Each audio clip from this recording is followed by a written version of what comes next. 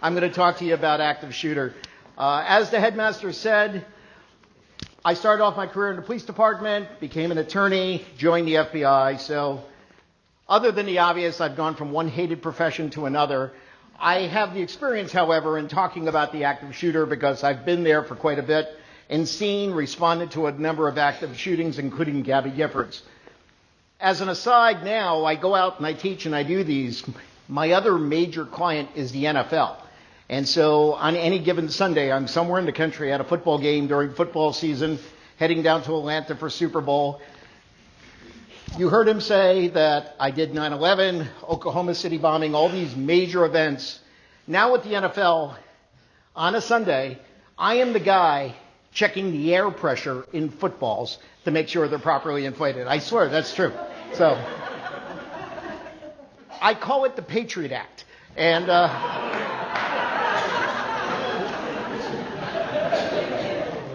and the NFL has filed a restraining order to tell me to stop calling it the Patriot Act. But with that, let's talk a little bit about the active shooter. So the working definition, it's somebody who's actively engaged in trying to hurt or kill people, mostly with a gun, but can it be with another sort of device in doing that?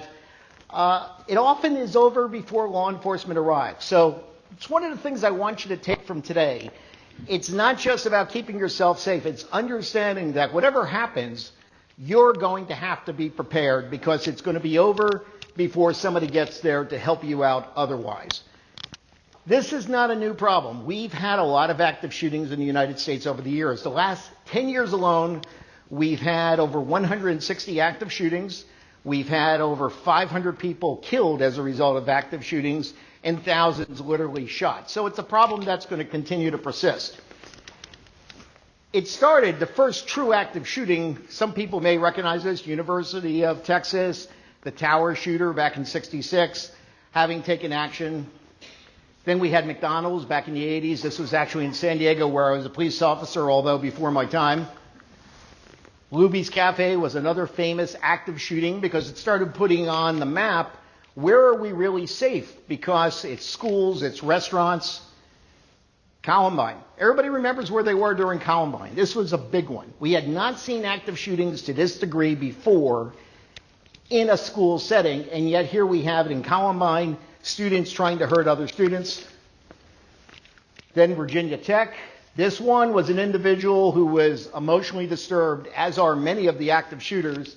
He took a lot of time in preparation. He actually went around the doors and bolted them shut to prevent people from escaping, so that way when they tried to get out of the building, they were trapped and couldn't escape.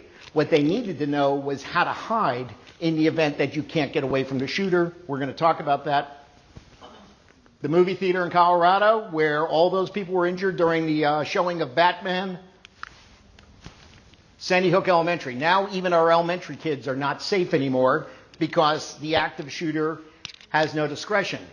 This is a case where people, they understood the run, hide, fight concept, which we're going to go into depth, but they didn't implement it properly. The 21 students or the 20 students that were killed and the teachers had actually secured themselves in a classroom, but they opened the door to take a look outside to see what was going on, and that's how the shooter was able to gain entry to that particular classroom and kill all those people.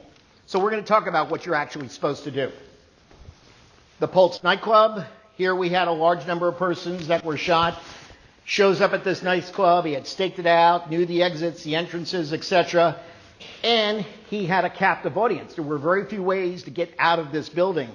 I will tell you, the FBI, when we responded to this, the way that we made entry to actually go after the shooter and neutralize the shooter, we had to put explosives on the side of the building where it was cinder block walls and punch a hole through the wall so that we could get into where the shooter was. So if it's that difficult, how are you supposed to get out if we can't even get in? And then this one last year, we all remember the shooting that happened in Florida. This individual shows up at the school on Valentine's Day. There were a lot of signs in advance, and it's easy to Monday morning quarterback, but first of all, the guy, his parents are dead. He's living with friends in a trailer home. He was suspended from school. Nobody thought about putting him in a charter school or something like that. They knew he had an interest in guns, so now you're taking a troubled kid with no parents, interest in guns, and giving him a lot of free time. Mistake number one. Mistake number two, and it's just being more aware of our surroundings, he takes an Uber to school with a rifle. Now, the Uber driver should have said, this is a clue, that the guy has a rifle and I'm dropping him off at the school, but the Uber driver didn't think anything of it. As we become more aware of these things, that would be a sign number one. I'm going to drop him a block from the school and call 911, as opposed to escorting him right up on the desk to the steps of the school. Once in the school, he had a plan. He was going to go into school, go upstairs, start shooting, and then fire out the windows as everybody escapes the school. The school in Florida has hurricane-proof windows. He tried to shoot through the windows, and he couldn't fire through the windows. That saved a lot of lives in that case. But he mingled with the students leaving the school, and he just was in the crowd. The police didn't know who was the bad guy, which we're going to talk about, how you let the police know you're not the bad guy. And he was captured about an hour later. Who knows who else he could have hurt in that time because he got away. As you can see from this map, there's a lot of them. Now, 2017 is the most recent statistics we have, but you can see that we had 346 mass shootings in various parts of the country. A mass shooting is 3 or more, but it means it's not a domestic violence, it's not somebody who knows all his victims, etc. So what you take away from this today, it's not just to keep yourself and the students safe, but what you can do in the future to keep yourself safe. Maybe you'll be at the movie theaters with, God forbid, something happens. You want to be able to know how to respond in that sort of situation. Also, there's a financial cost. We never really talk about it, but when you look at what happened in Parkland, Florida, it's going to be very expensive. The typical shooting, a jury is going to award a judgment, and they're always going to sue the companies or the schools with the money. So here, the average person that's killed, the family will receive a little over $4 million. Victims who are wounded but not killed will get close to $200,000. Parkland, we had 14 people killed. You're talking some serious money is going to come out of that school district. That's not going to be money for future schools, students, books, education, etc. It's going to be paying jury awards. Now, what I'm going to focus on today is I'm going to talk about the shooting at Las Vegas. And the reason I'm going to do this is I had the misfortune, I like to say. I showed up in Las Vegas about an hour before the shooting. And I was supposed to give a presentation the next day to a group of law enforcement officers, none of whom showed up because they were all working this shooting. But I was actually on the phone with a friend of mine, a cop, who was at the concert. She and her husband were going to come listen to me speak the next morning. So I'm shouting into the phone over the music, talking to them about where to find me, where to meet with me. And while I'm on the phone, shots rang out. And she goes into cop mode and she says, hey, we're taking rounds, call 911. They're going to seek cover, which is what they did, and they survived as a result of knowing what to do. But let me walk you through this shooting, and then we're going to talk about some of the things that went well and some things that didn't go so well. So it was the Jason Aldean concert. It was about 9:45 that night, and he was going to take the stage for about 30 minutes, and he just goes on stage and starts playing. For those of you who have been to Vegas, I'm sure most of you have, you can kind of see where it is, Mandalay Bay. It's just down the road from the big pyramid, the Luxor Towers, and the Harvest Festival was right across the street. 22,000 people inside the Harvest Festival. All right, it's 9:01. A security guard is walking down the hallway. He got a notification that a door was not shut. It wasn't the shooter's door, it was another hotel room.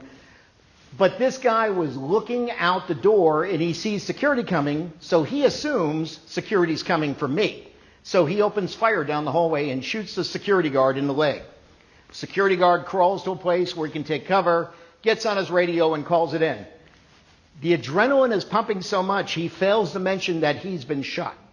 Now, think about that. Again, when you're faced with this situation, the adrenaline kicks in. Are you going to be able to think clearly, and how are you going to respond? He never really thought about a situation like this. He put out that somebody has a gun and was firing shots, which is important, but it didn't have the urgency that I've been shot, he's actually shooting people. And this is about 5 minutes before he actually starts shooting at the crowd. So time's being wasted here. I have this picture of this food cart up here because what the shooter did was he came prepared. He put 2 surveillance cameras on this cart, pointing down opposite ends of the hallway. And using his cell phone inside his hotel room, he's monitoring the cell phone cameras, like the Ring cameras, and he can see what's going on. That's how he saw the security guard. That's how he was monitoring the police as they were responding to the room as well. So they knew everything that was going on. He knew what was going on outside in the hallway. The question is, in your classrooms, etc., are you able to look out in the hallway to see what's going on so that you can see where a shooter is? If you're in a bathroom, is there a peephole so you can look outside through the peephole if you had to secure yourself in a bathroom? Just things to think about, not necessarily just here when you go to hotels or any sort of public event. All right, 5 minutes after, he starts shooting at the crowd. And he's basically spraying the crowd of 22,000 people down below. This guy fired in volleys of 50 rounds. He fired roughly 11 different volleys and, 12 volleys and about 1,100 rounds total in his entire shooting. More in the beginning, less towards the end. But it's shooting fish in a barrel. There's no place for people to run. The security company hadn't really thought about this. They have this giant pen set up to keep people in and not let people sneak into the concert. But how are you supposed to get out in an emergency situation? Again, when you go to these events or you're someplace, you want to know where the exits are. This is my first time in the auditorium. I know about the two exits behind you. I know about the one to the side. I've been backstage, and I kind of do that. It's how I'm wired to know where the exits are. So if somebody comes in this door, I know I don't have to get past him. I'm going elsewhere. Always take note of your surroundings. You want to have an exit plan if you need to get away. All right. It's 8 minutes later. What did I say in the beginning? It takes about 8 minutes for the police to figure out where the shooting is coming from and what to do. They figure out where the shooter is. How do they find out where the shooter is? Well, aside from the security guard calling things in and all, big hallway, lots of hotel rooms, this guy had thought about a lot of different things in planning the shooting. He built a platform so he could stand on the platform and fire down at the crowd. He had brought a sledgehammer to knock out the window to the hotel because the windows don't open. He did not think about the smoke detectors. And when he was firing the gun so much, it was putting off smoke. It set off the smoke detector. So hotel engineering was able to report in real time, we have a fire in this room. It didn't take long for us to put two and two together and figure out, it's not a fire. It's where the guy's firing his gun. So police know exactly what room he's in and where he's going to go to. So they're heading up to room 135. It's on the 32nd floor. You could see police coming through here with long guns and everybody in the casino putting their hands up because, again, we don't know who the bad person is. So we've got to treat everybody like a bad person. If you were to have something happen here, they're going to treat you the same way. So you want to cooperate with the police. This is the shot I took of the hallway the next day. And you could see the hallway, how narrow it is. All the rooms look alike, but look how far the rooms go down. It's a busy, active place. There's a lot of rooms to have to pick and choose from. 10:25, 15 minutes after the shooting, 20 minutes after the shooting begins, police put out a notification to the general public. Hey, there's an active shooter. Be aware of it. They're texting that out, putting it on social media, notifying cab drivers, don't pick up people in the area, etc. I'm in Vegas. I do work for Fox News Channel out of New York and D.C. They call me, and they ask me, hey, we're hearing about a shooting in Vegas. Do you know anything about it? And I tell them I could see it from my hotel window. I know exactly what's going on. So a lot of the stuff I have to show you today is from behind the scenes working for Fox. So I go on and I'm talking about what's taking place, and I have FBI contacts in town. I'm getting info from them as well. This is an overview. You can see he's in the corner hotel room, breaks out the window onto the 32nd floor. He's basically shooting straight down on the crowd. It's not an easy place to get to because we can only access him from outside the hallway and enter into his large hotel suite. The incident was declared over at 12:30. It took the police roughly 2.5 hours from the start to the time that they can go in. The subject had killed himself, so the police didn't have to take any action. But you could see it took 8 minutes to identify where he is, 2.5 hours to get to him.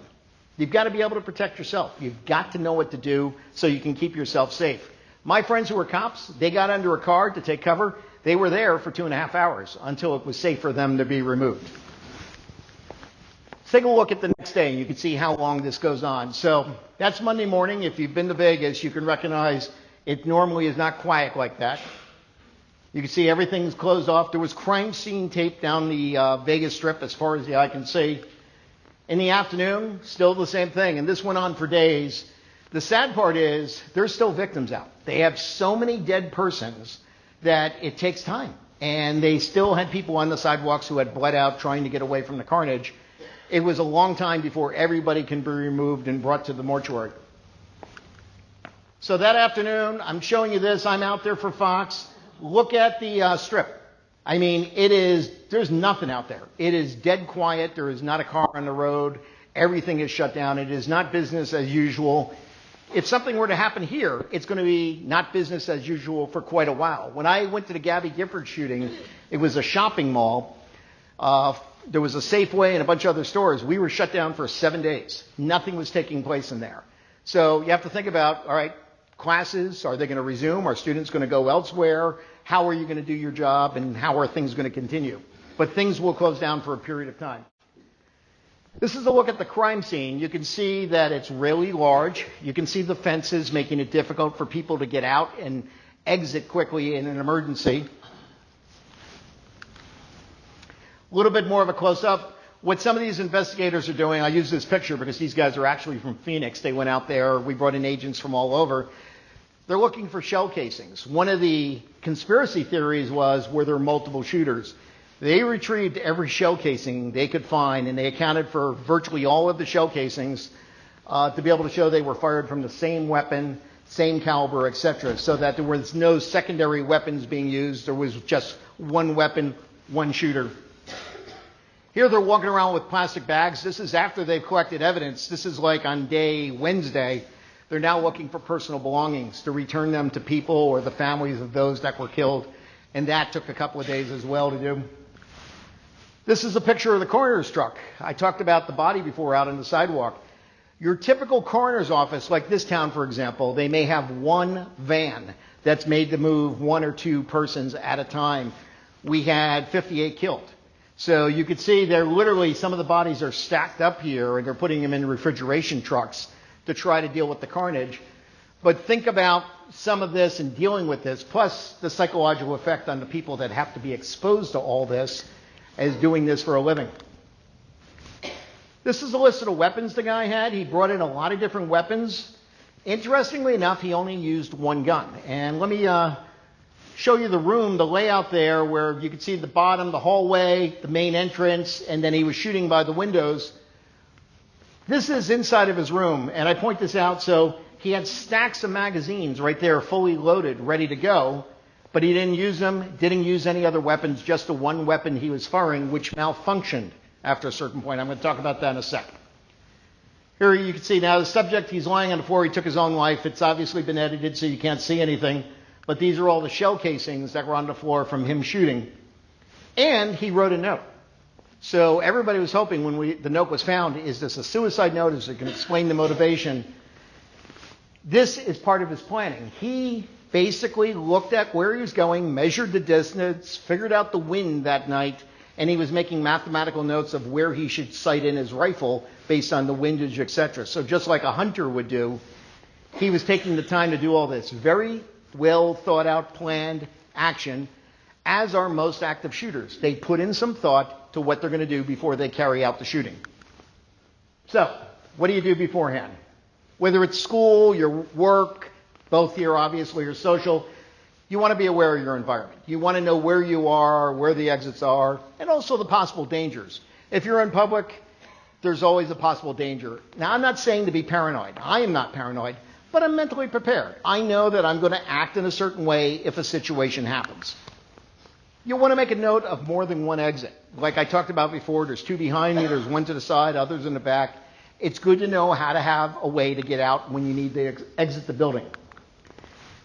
Some of the things we look for, the FBI put together a report of this shooting and others. We found some commonalities, including the average active shooter spends about a week or more planning what they're going to do. The kids from Columbine spent a month doing all the planning and building bombs, etc. But they're experiencing multiple stressors in their life. The average is 3.6 stressors. Some have fewer, some have more than 3. But there's a variety of stressors that they're experiencing, and these stressors are visible. People know, hey, he had a bad breakup with his girlfriend and he's really distraught, or he's failing school. Being aware of the stressors gives you a chance to intervene and maybe take some sort of action. However, what we found in active shooting is there's stressors, but they're rarely ever reported to law enforcement. Now, Parkland in Florida, everybody talked about, well, they called the FBI, they called the police. They made them aware of the stressors, but there were no crimes for law enforcement to act. So you want to let law enforcement know, but you got to be prepared to do something if law enforcement can't intervene. That's where the school in Florida should have looked at charter school options or something like that, since this kid could not be arrested and gotten off the street. Most of these people have exhibited aggressive behavior, but it's in the form of bullying, intimidation, etc. However, it's not been criminal behavior. So again, it's nothing that law enforcement can get involved in. So if you have a student that has acted aggressively, going through these stressors, it doesn't mean they're going to be an active shooter. But it means we probably want to pay attention to this and see what can we do to maybe intervene, whether it's counseling, talking to parents, or anything else. Here's a list of some of the various stressors we look at. And while it says marital, you can just replace that with girlfriend, boyfriend, relationship, etc. Criminal problems, physical injury, maybe they're injured and they can't play sports anymore, something like that. There's all these different things. Certainly the use of alcohol and drugs can be one of the major stressors as well. So this is just a sampling of the things that are out there, but these can be a warning signs. You should know we came in here, we did a physical assessment, we put together an entire packet for the school, including some of the behaviors that as students we should be concerned with and look for. While we're waiting, does anybody have any questions so far? I stunned you all. Oh, yes, okay. I noticed the map of the shootings. Yes. It seemed like there were, I don't know, is there any sort of pattern to the location of them? So the question was the map of the shootings. It seems like most of them are in certain areas and other areas not so much. Remember, a lot of the country is rural. And so when you look at the shootings, a lot of them are in high population density areas. So the New York, the Philadelphia. But we've had several of them here in Arizona, certainly in Phoenix. And then in other areas like, you go to Montana, it's just so spread out. Their license plates still only have 4 digits. So so there's not a lot of people for active shootings to take place. So, all right. I've talked about the dangers. I've talked about the things to look for. Let's talk a little bit about the response. You've probably all heard of the run, hide, and fight. Just to explain what that means. First of all, if you can run, if you can get away from the danger, that's your first course of action. It's not your job to fight somebody or take them on. It's your job to get away and with your students, if at all possible. If you can't, it's then your job to hide. And when I talk about hiding, there's some concepts in hiding, like you want to be in a secure room. Hiding in here is not going to help us unless we can prevent those doors from being opened. Now, I know you've been provided with some mechanisms for your classrooms to keep doors secure. Doors like this, for example, you take a belt off and you wrap it around the hinges there, that door is not going to open. There's ways you can keep yourself safe. But you want to get to an area where somebody cannot get at you. And if that means going into a classroom and securing the door and pushing desks in front of the door, whatever it takes, but then shut off your phones so that there's no sound. You can text, etc., but you don't want the phone ringing, giving away your position. Turning off the lights in the classroom as well and being very quiet. The shooter may try the door, may realize people are inside, but will get frustrated and move on because the shooter knows they have X amount of time before police are on scene. They're going to move on to another location. That's what hiding's all about. And then finally, if you can't run and you can't hide, you're going to have to fight. But again, this is not fighting to win a battle. This is fighting to create some time, even if it's just a second to get away. Throw anything. Kids with book bags and chairs in the classroom. In restaurants, throw plates and salt and pepper things. Anything. Trust me, I have been in a couple of shootings in my career.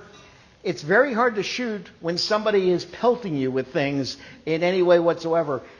It can buy you that split-second time, so now you can go back to step one.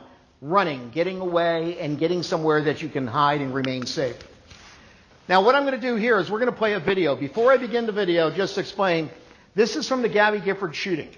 And it's an actual video taken by their surveillance system. Safeway has this amazing surveillance system. They had all these cameras. If you're ever going to shoplift, do not do it out of Safeway. They captured everything. Now, I've edited this film, so all the carnage is below the screen. You're not going to see anything. The guy in the white shirt is calling 911, and I've paired up the audio with the phone call. I played this for you because I want you to see how crazy it is in the aftermath of a shooting. You got to have a plan. You're going to see people responding well. You're going to see people not responding well. You're also going to see some criminal activity, and I'll point it out to you. Go for it.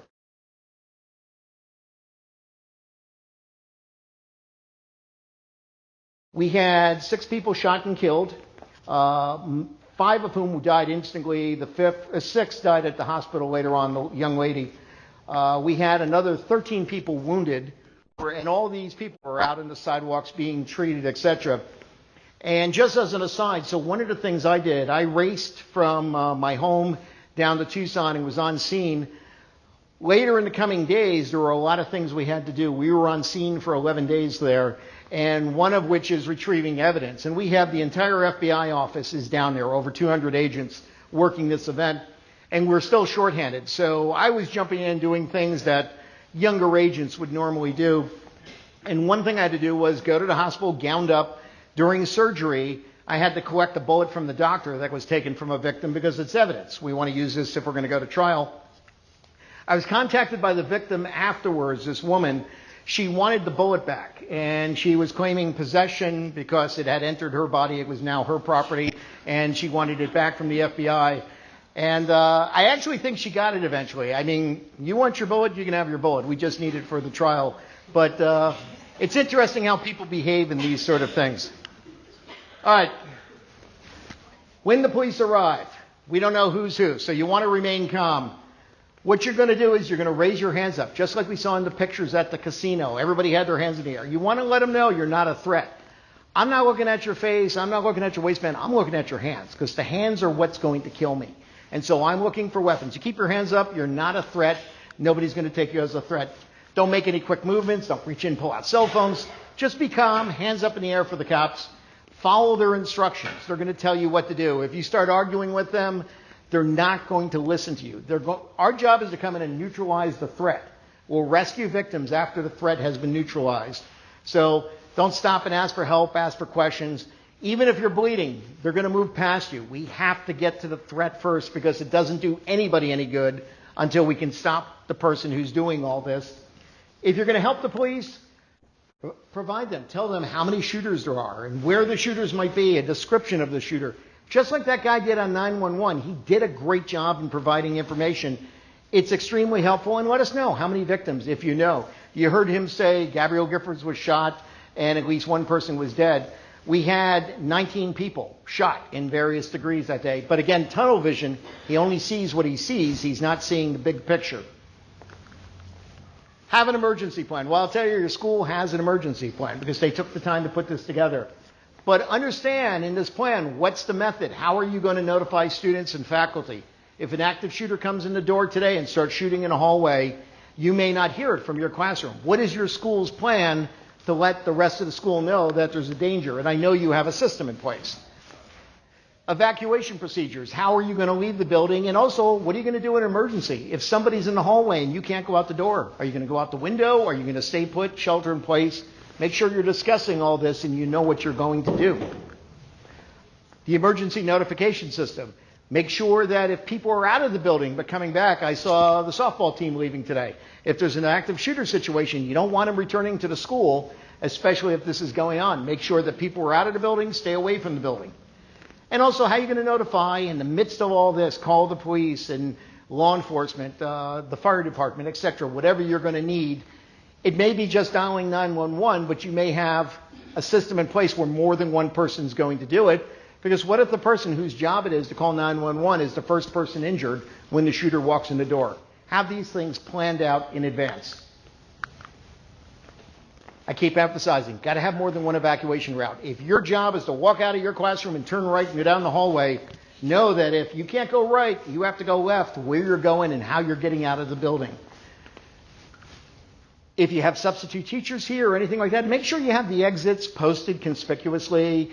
even in the classroom, a map of which way to go, so that way people know how to get out of this building when they have to get out. I've walked around a little bit. I got kind of lost my first time here because it was my first day. It takes a little bit of time. You got a big campus here. Make sure people know how to escape. The training, you're doing that right now by being here. If you ever do anything like a tabletop exercise, which may be done in the future, it's a good idea to have the cops here, have law enforcement come in. Make sure they are familiar with your campus because you don't want them to see it for the first time when it's an emergency. The more you can have them walk through the building and see the building, the better for them in responding. And also, one of the things that Great Hearts is known for, and Chandler Prep in particular, there is a sense of respect. I notice everybody uses the surnames here. Everybody treats everybody with respect. It's not like that at all schools. I got to tell you, it's a very different environment. I think I told your headmaster that this was the most prepared school I have been to, and I've been doing this for a long, long time. So you really are well ahead of the curve here than other schools. If I was working here, I would feel very safe. I would certainly feel comfortable in having my kids go here. You might not feel as comfortable having my kids here, knowing how my kids have behaved, but... And be aware of the indicators. We talked about them enough. You got an idea of what to look for. It means something more than maybe this kid's just having a bad day. Maybe it is just a bad day. But we want to be aware that anybody who's ever been an active shooter was having a bad day, was having these indicators. Let's catch it, because it's not about punishing somebody. It's about helping them before they become something and get into the criminal system. A card like this, or having your information posted, you could see the adrenaline from the guy calling 911. He was having trouble just getting basic words out in the beginning. In an emergency, with people bleeding, shots firing, I guarantee you, you're not going to be able to think of the address. I will tell you, as a police officer, I had a situation where somebody shot at me once, and I could not process the license plate. Even though I could see it, I just couldn't get it out on the radio because my mind was too stressed. You don't want to have to think. You can just read from a cue sheet that you have posted at your desk, wherever, so that you know where to call. Even 911, people forget the number in a stressful situation. You have it posted so that you don't have to think. Reflex takes over. The administration, if you have a student that's been a problem, you want to be aware of the background. And I'm not talking about just the criminal background. What's the family situation? Are you talking to the parents? You have a little bit of a different situation here where that's a lot easier to do than in some of the public schools. But it's a good source of information for dealing with these problems. And if there's potential violent behavior, we want to make sure it's being addressed. The police may not be able to act by arresting somebody, but the police don't have a problem sitting down and talking with kids and talking with the parents, etc., because they want to avoid the problem down the road. So don't wait till it's criminal behavior. Let's do something in advance. Having counseling available as well. If maybe it's not going to be police intervention, maybe it's going to be a counselor to address whatever the student issue may be. And developing policies so that we can figure all this out. When are we going to bring in the police versus when are we going to pay for a counselor to talk to this child and get to the bottom of it? And it might not just be a kid. It could be a coworker at some point that has a problem. We just had an active shooting yesterday at a UPS facility back east. And it was a relationship gone bad. Guy had no affiliation with UPS, but showed up there where his girlfriend or former girlfriend worked, took her and others hostages. While it's a foreign country, we have an active shooter hostage situation going on as we speak at a hotel in Nairobi. Not for terrorism reasons, it looks like it was a robbery gone bad. So this happens all the time. We want to be prepared to deal with it. And again, responsible for the emergency notifications. Who's going to let you know when something's happening? Who's going to tell law enforcement something's happening? Who's going to notify the people at home, including making calls to your families? If, God forbid, somebody's injured, who's going to let your family know, hey, so-and-so's been transported to the hospital, this is what happened? We need to think this through so that we have a plan and not just making it up as it goes along. I talked about a tabletop exercise, if we do that with law enforcement, but what we're emphasizing here is, hey, it's everybody's job to call 911. Trust us. There's enough dispatchers. They can take the calls. Don't think somebody else is going to make that call. And finally, having that mindset, I'm going to survive this. This is not going to be something that will overcome me. Most people survive.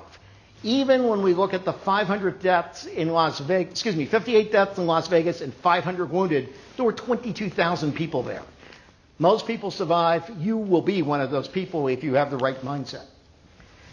We can also do real-world exercises where we'll walk you through physically. We won't be firing shots, but we'll announce active shooter, watch you lock down, critique, and how you would do these things, making sure you're doing the run, fight, the hide, all that properly, and that you have emergency escape routes. The other thing is the sound of gunshots. How many people here have shot a gun before? Okay, well, it's Arizona, so half of you, if that's but how many people have shot a gun other than today? Okay, so whenever I see these stories on the news of, hey, we didn't know it was gunshots, we thought it was, what do they think it was? Fireworks. Everybody thinks it's fireworks. Car backfiring. Because television and the movies have programmed us to think of what gunshots sound like. And for those of you who haven't shot a weapon, gunshots don't sound anything like they sound on TV. Got a video here that I got from the attack in Vegas. I want you to hear what the gunshots sound like. Now, he's using a really big gun, and it has a pretty expressive sound, but it's not what you hear on TV. So a handgun is going to sound very different than this, even less of a sound. But let's take a watch and see what it's like.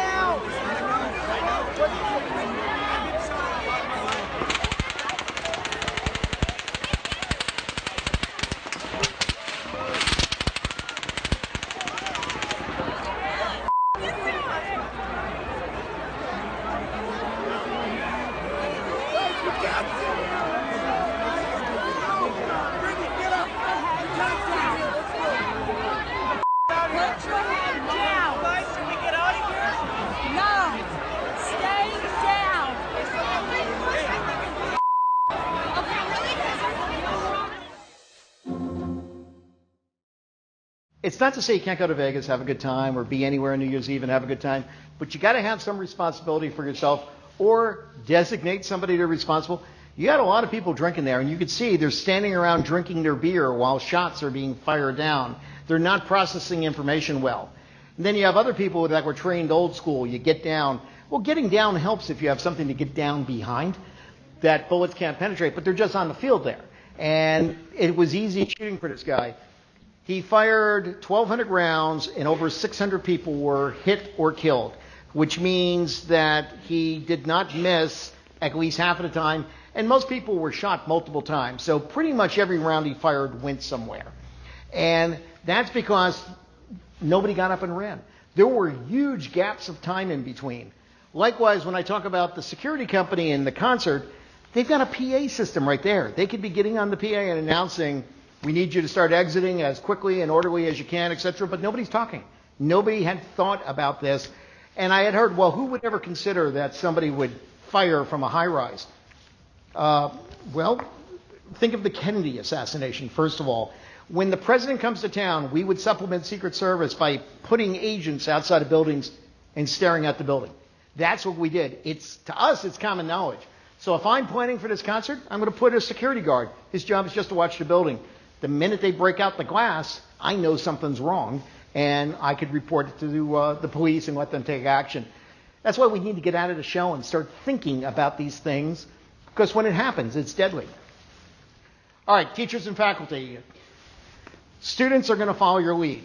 Maybe not all the time, but trust me, when the shots start being fired, you're gods to them. And they're going to listen to everything you have to say. So just remain calm, take action like you've been trained to do, lock and barricade the doors, evacuate the students if possible, and you can get out and get away. If you've got special needs students, anybody in a wheelchair, somebody with a cast, you got to make sure we take that into consideration. How are you going to help that person? We've talked about crisis kits here, having things in each classroom so that, for example, for the police, you want to have the floor plans, maybe save it to the iPad. In the class or in the school, trauma supplies. A lot of it is about stopping bleeding. If we have the materials to stop bleeding, we can save a lot of lives. If you're locked down for hours and you're in the classroom, do you have water to drink? Things like that. Maybe you have a sink in your classroom, but if you don't, little bottles of water in a plastic container. All those things help get through these events, especially if you got really young kids. You're going to have to keep them under control for hours at a time. It could be a problem. Continue with that. How are you going to account for everybody? Do you know all your students right off the top of your head, or do you have a master list somewhere? Because when the stress is flowing, you want to make sure you have everybody where they're supposed to go outside so you can account for them and do a head count. Psychological assistance. A lot of kids aren't going to want to come back to school. A lot of teachers are not going to want to come back to school. What's your plan for after the event? It's not the time to get on the internet and start looking for companies that do this. Take 30 minutes, plan this out. Hopefully you'll never need to use it, but if you do, you'll have it. Gaps in your operation. Maybe you can't use your school for a while because of the situation. Are you going to have students go to another school within the system? Maybe teachers are not going to want to come back. Are there enough substitute teachers? And likewise, will substitute teachers want to come and teach? Just put a little thought into how you're going to handle that situation after an event like this takes place. For Chandler Prep, we have been out. I came with a team, the people, FBI agents who have been through this 1,000 times. One of them I brought out was, who's seen the movie Silence of the Lambs? Okay, well, the character Jodie Foster is based on the actual woman that I brought out who does psychological assessments. And we walked to school in the yard, and we've done everything and looked at it. We put together a report so that we've looked at all the weak points, very few, and all the really good strong points. So knowing the strengths and weaknesses, having a written active shooter plan, which your school does now, and how everybody will respond as well. And today's training is just part of that, helping to bring you up to speed a little bit on what you need to be aware of. Hopefully you picked up a nugget or two of things that would help you. I throw this up just so you're aware of it. Kids today are not using the phone to talk. We know that. They're texting and etc. When we look at Parkland, every kid you talk to said, oh yeah, I knew this kid was a problem. He talked about coming and doing shootings, but nobody reported any of that information. There's a free app out there. You can send text, images, video. It converts it to a technology. It goes right to the police department 911 line. So you can send an anonymous text or a text by identifying yourself. And we're trying to get this out there more in the community. All of this is amazing technology. So the city doesn't have to spend all this money on converting infrastructure. I download this free app. I can send pictures, video, anything, including messages. It geolocates based on the words in your message and where you physically are to go to the correct police agency. So that's the person who runs the company, but we've actually talked to the governor about implementing this here in Arizona. If you're so motivated, send an email to the governor. This is something that we really need to get behind because it's about getting information from the kids. You're probably going to know later, the kids, they all know what the problems are with other kids today, but they're not ready to share it most of the time. This is a great way they can share anonymously. I'm not trying to sell books. Trust me, I have sold thousands of books and made hundreds of dollars. The publisher makes all the money, but everything I'm teaching you today is based on one of my books, How to Spot a Terrorist. So if anybody's interested, certainly can get you a copy of that. And with closing thoughts, I've mentioned this before, it's worth saying again, the average active shooter takes about 5 minutes, but the police take about 8 minutes just to get on location, and even if the first cop arrives, he may go in, but it's going to take more cops to control the situation. That means there's a 3-minute difference there where it's already over. It's going to be over before the police arrive. You need to know how to respond so you can protect yourself.